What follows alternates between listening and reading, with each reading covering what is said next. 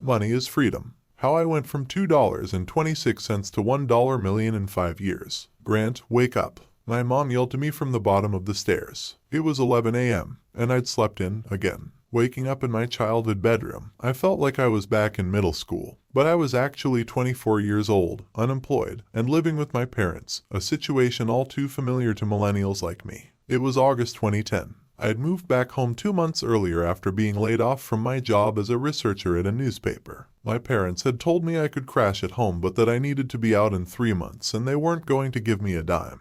Every night at dinner, they asked how my job search was going, looking at me skeptically as I tried to avoid eye contact. The truth is, I'd recently stopped applying to jobs. I'd sent out over 200 resumes in the past month alone and hadn't gotten a single call back. You can send only so many resumes into the abyss before it starts crushing your soul. As I rolled over in bed that August morning, I tried to think about anything other than my current financial situation. In any case, I had an even more primal desire. I was craving a Chipotle burrito. I knew I was getting low on funds, so reluctantly I checked my account balance on my phone. The savings account I'd labeled "Do Not Touch" right after I'd lost my job had 1 cent in it.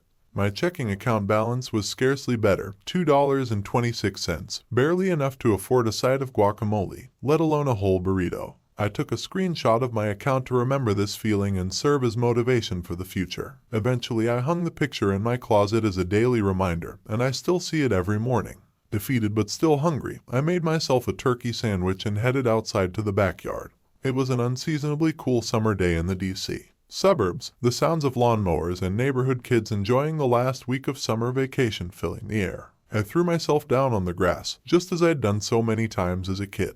As I looked up into the clear blue sky, pierced only by the occasional plane headed to Washington National Airport, I contemplated how I'd arrived at this point. I'd always done what I was supposed to do. I'd gone to a top university, worked hard, gotten good grades, and even managed to get a job offer before I graduated.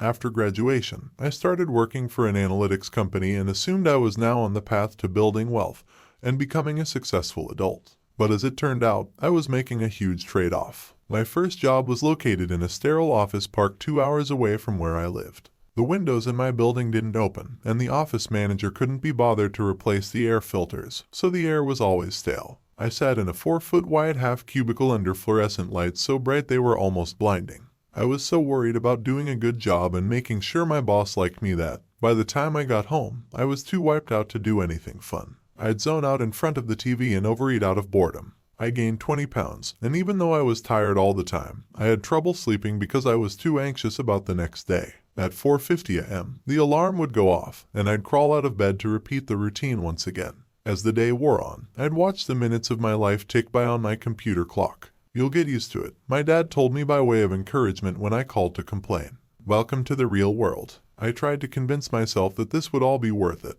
That every minute I spent behind that desk and every dollar I earned was 1 minute, and $1 closer to some distant dream future in which I could live the life I wanted to live. But in reality, I was actually just trading my time for enough money to pay my bills. I got paid twice a month and was living paycheck to paycheck. The first check went directly to rent, while the second went to paying off my credit card balance, which always seemed to keep going up. I told myself I would save money at the end of the month, but I actually ended up spending more than I was making. I worked hard all week, so I went out and spent recklessly on the weekend. Work hard, play hard, right. I assured myself I would save money next month. That I would save money when I was making more money. That I would save money when I was older. Then, just 6 months after I started my job, I got fired because I wasn't making the company enough money. I later did the math and realized that in those 6 months, I'd traded 1,400 hours of my life for $15,500 after taxes. And not only did I have nothing left, I owed $12,000 in credit card debt. Over the next 2 years I bounced between unemployment and a few other jobs, but I still never managed to save anything. I was so worried about money that I started suffering from debilitating anxiety attacks so powerful that my heart felt like it would stop beating and I literally thought I was going to die. I was letting the best hours of my life during the best years of my life burn out with each biweekly paycheck. It sucked, but I was far from alone in my plight. According to Gallup's annual survey of the American workforce in 2017, 70% of employees in the United States are disengaged at work. Meanwhile, 69% of Americans have less than $1,000 in savings and live one disaster away from poverty, bankruptcy, or crippling debt. When the Great Recession hit, I lost my job again. By the time I showed up back on my parents' doorstep, after 3 years in the working world, I had traded 4,700 hours of my life for $87,000 after taxes. And besides that $2.26, I had absolutely nothing to show for it. I didn't even have my prized Volkswagen camper van anymore because I'd sold it 6 months before just to make ends meet.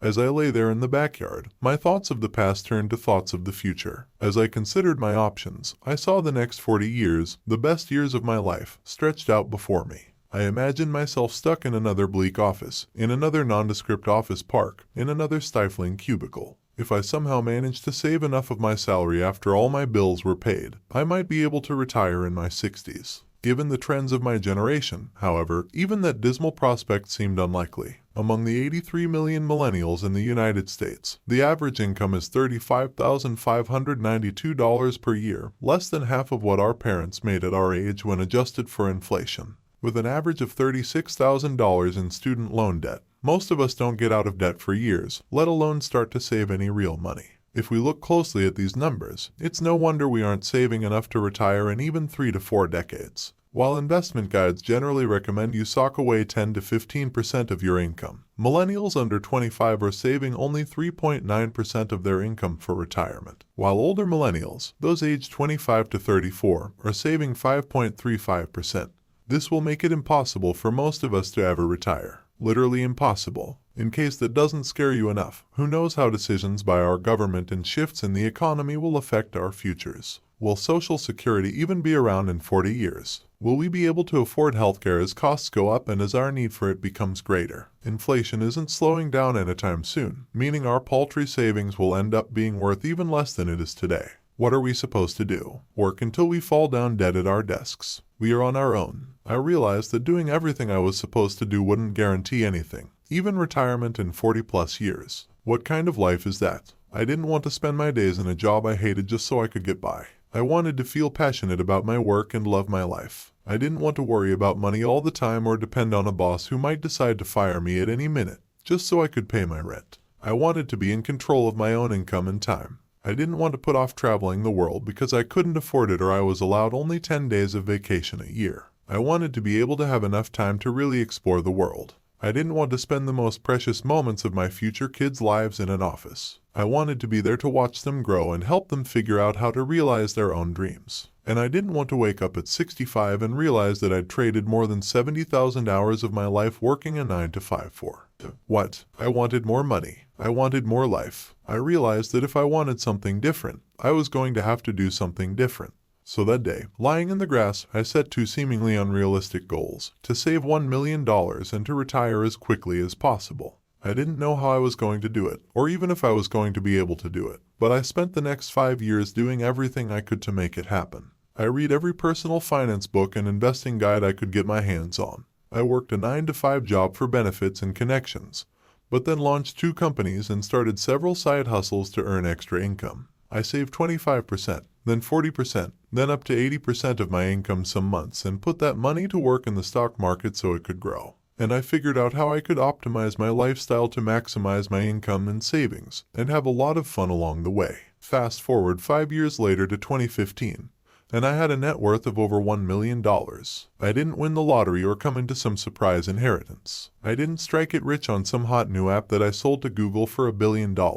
I didn't hustle for the mob or rob any banks. I simply learned everything I could, questioned all the popular advice about money I came across, and maximized the value of my time through a combination of personal finance, entrepreneurship, and investing. 3 things absolutely anyone, even someone with $2.26 in the bank and a lack of marketable skills, can learn to do on their own. I'll admit it wasn't easy. In fact, it was the hardest thing I've ever done in my life. But not for the reasons you may think. The strategies I used require some effort and discipline, but they aren't complicated. What made my journey difficult was that it required me to step outside my comfort zone, take some calculated risks, and do things that no one else around me was doing, that no one I knew had done. A lot of people thought I was crazy, and even my girlfriend wouldn't come over to visit my crappy but inexpensive apartment. I definitely made decisions that many people wouldn't even consider. I was living on the edge, but I had a mission and that kept me motivated. I also learned an insane amount about how almost anyone can find ways to save and make more money. One of the most profound lessons I've learned along the way is that most of the accepted wisdom about money, work, and retirement is either incorrect, incomplete, or so old school it's obsolete. We've accepted this version of the real world because it's what others have done for generations, but it just doesn't work anymore, unless you maybe want to retire in 30 to 40 years. Things have changed, and despite all the pessimism surrounding the financial prospects for so many people today, it's actually never been easier to make more money, manage your own money, and live a life free from the typical 9 to 5. The challenge is in opening yourself up to the opportunity, questioning the advice and example of others, and learning to do things differently even if people think you're crazy. Most of what's in this book wasn't even possible 10 years ago. None of it is taught in schools, and most people you know aren't even aware that it's possible. I learned it only because I made it my mission to do so and dedicated thousands and thousands of hours to learning everything I could, testing it for myself, and making mistakes from which I could learn.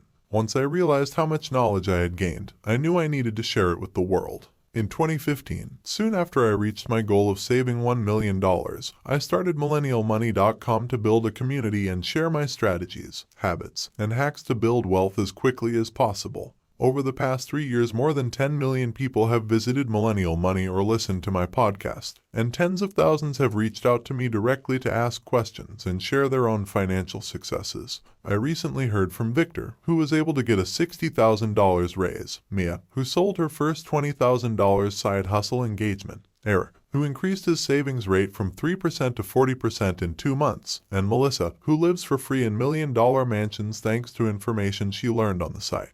Many more have been able to launch profitable side hustles, start investing, negotiate life-changing work remote opportunities, leave their full-time jobs to pursue their passions. Many have fast-tracked their financial freedom and are now on pace to retire in 10 years or less, decades earlier than they otherwise would have been if they hadn't implemented these strategies. While the site has proved to be a great resource, I still get asked all the time, how, exactly, did you do it?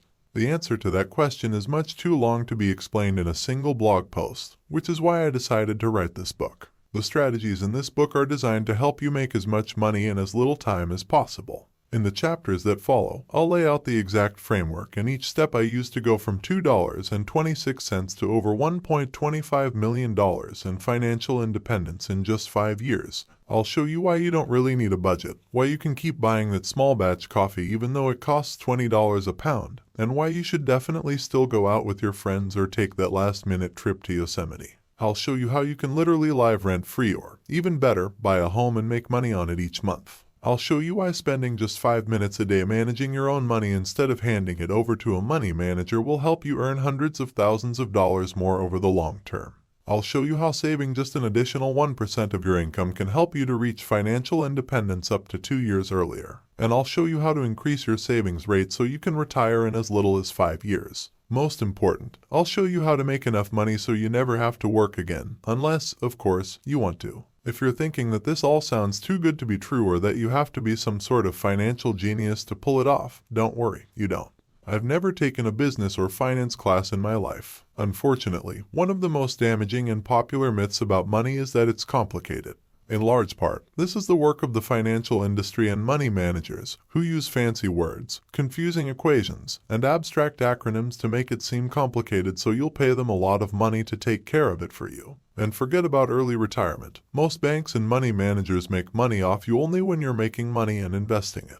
I've never, ever seen, and I've been looking, any bank or advisor who recommends you save 25% or more of your income so you can retire earlier. Most of the concepts in this book are actually pretty simple, and any math you'll need you learned in elementary school. I certainly intend to cover a lot of ground, but my goal is not simply to give you a laundry list of advice you need to follow. This is a strategy, a blueprint, a philosophy, and I want to help you understand the mechanics behind money so you understand why and how the advice works, and how you can get results quickly. The more ideas you can implement from this book, the faster you will build wealth, change your life, and reach financial freedom. If you want to be able to walk away from corporate America in 5 years like I did, the surest way to do so is to follow my example step by step. If you're not quite that crazy, you can pick the ideas that work best for you and still achieve amazing results. Because the strategy employs so many different techniques, it is customizable, scalable, and one you can use indefinitely. This plan is broken down into 7 steps that I will walk you through closely and teach you to use. This plan works because it's designed to maximize all areas of your financial life. Each of the steps builds on the others, and the sum of the steps is much greater than each one on its own. If you follow the plan and stick with it, I promise you will end up with more money than you ever thought possible. Step 1. Figure out your number. While my number was the amount I would need to reach financial independence so I never have to work again in my life, financial freedom might mean something different to you than it did to me. Your number is how much money you need to reach your financial freedom. Maybe it's how much money you need to get out of debt, cover 6 months of expenses, take 2 years off to travel the world, or live the rest of your life without ever having to work again. No matter what financial freedom means to you, the first step is to figure out how much money you need to get there. I'll walk you through the exact process and show you how to get there faster. Step 2. Calculate where you are today. After you figure out how much money you need, I'll walk you through how to analyze where you are today and explain why your net worth is the most important number in your financial life. I'll also share a simple strategy for how to think about and handle any debt you have. Step 3. Radically shift how you think about money. If you keep thinking about money the same way you always have, then you won't make as much money as possible. How you were taught to think about money is probably holding you back in some way, so I'll share the 11 different ways I think about money and teach you how to use them to save and make more. Step 4. Stop budgeting and focus on what has the biggest impact on your savings. While it's important to track what you spend, it's not where you should spend most of your time. Budgets actually reinforce a scarcity mindset and hold most people back from saving and making more money.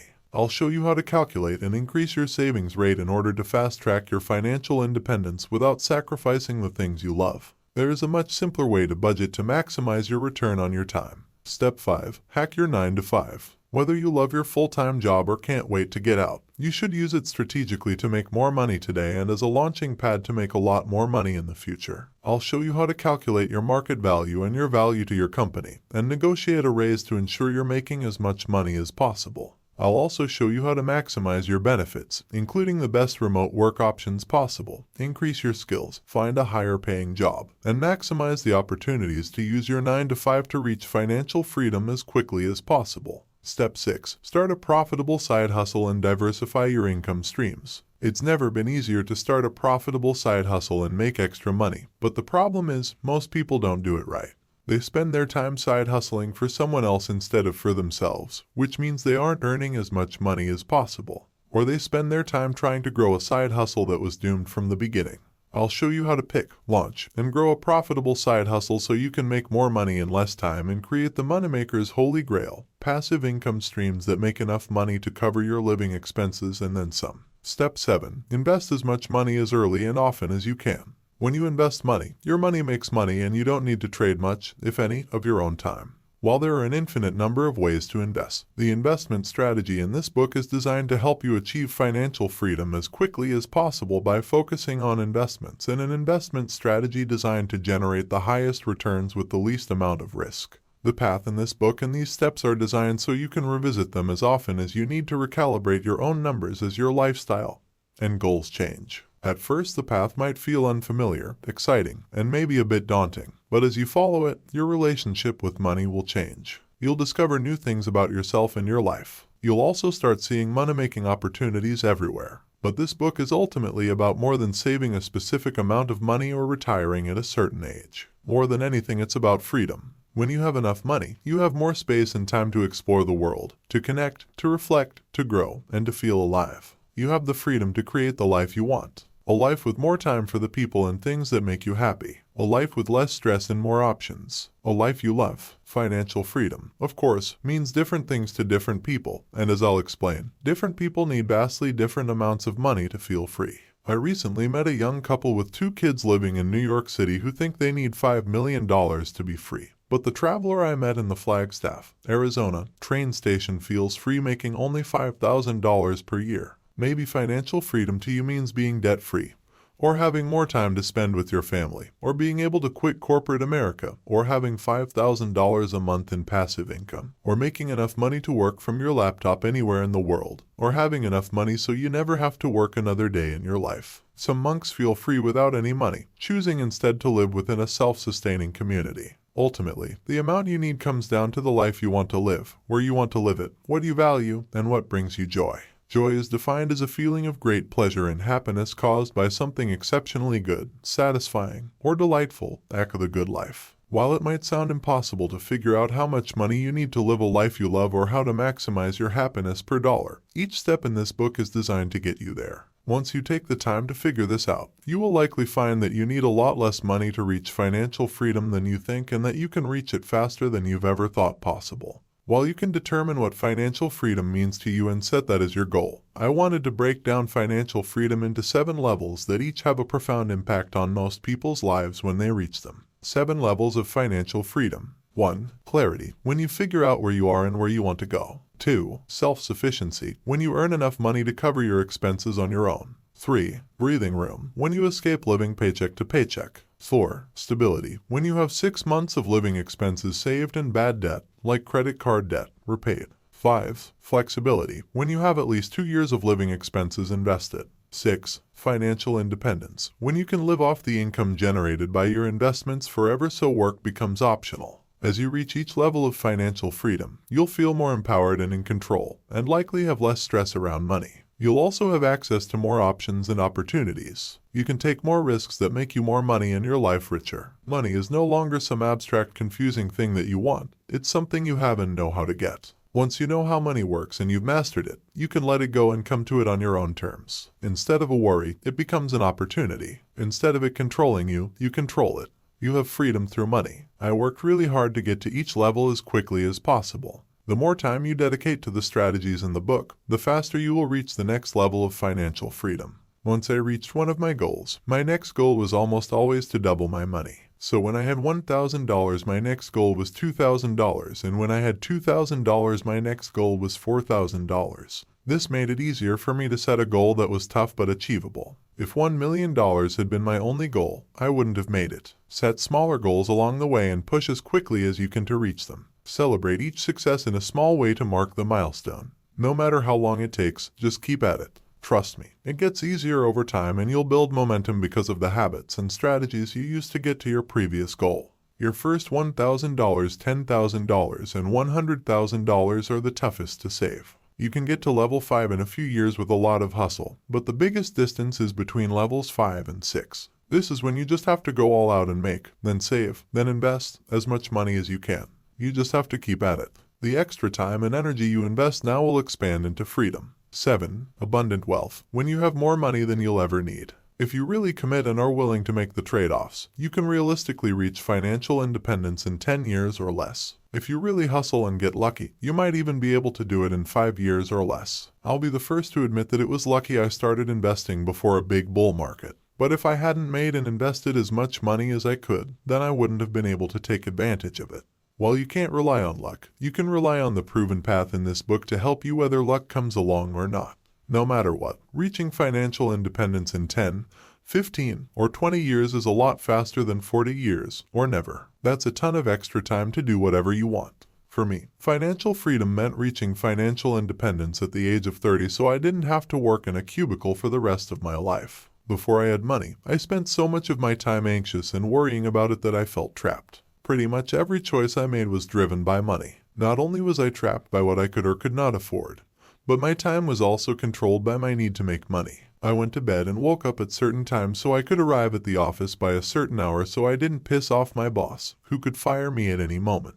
I love to travel, but even if I could have afforded a trip abroad, I could go to only so many places with 10 days of vacation a year. Money, or my lack of it, was all I thought about. Once I reached financial independence and had enough to walk away from work forever, even though I have chosen not to, I completely stopped worrying about money. Over time, my anxiety started to disappear, which, based on what I've heard from others who've reached financial independence, is common. I'm more present, calm, and happier. I feel more in control and connected with the world and my relationships. I have more time to do the things I love to do, like traveling, writing, playing guitar, and teaching. And because I don't have to work, I can choose to do work that I find fulfilling and meaningful instead of just what will pay the bills. Financial freedom, financial independence, early retirement, whatever you call it, it feels big, open, limitless, just like those summer days as a kid lying in the grass and feeling like the whole world was open and anything was possible. What does financial freedom mean to you? What would you do tomorrow if you didn't need to work for money? Only you can answer these questions. I'm only here to teach you how to get there.